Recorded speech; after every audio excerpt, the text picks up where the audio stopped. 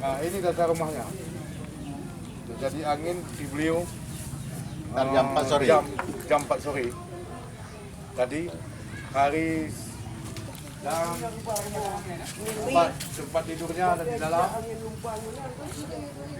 Dipotong, dipotong oleh Pak Li. Rumah mak lan guys aja. Lumpuh gede ya? Lumpung gede.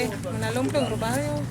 Tiba-tiba hana dia nak anak mik gimana? Hana selamat mandung. Nah tu mik puplung tebi luar je mana? Puplung mandung. Dan itu pun memang kau kena rubah. Hana. Hana. Karena memang kalau lagi yang keadaan puplung juga dah.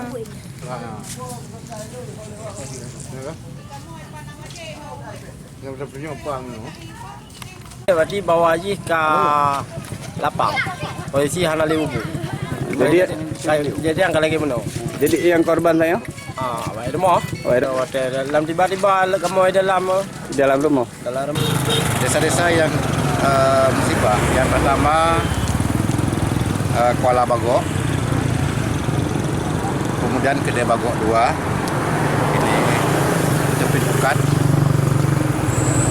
kemudian Matang Selemak, Matang Kunyit, Matang Panjang, Cat Asan, Pulau U, dan Masahagu yang telah kita terima saat ini.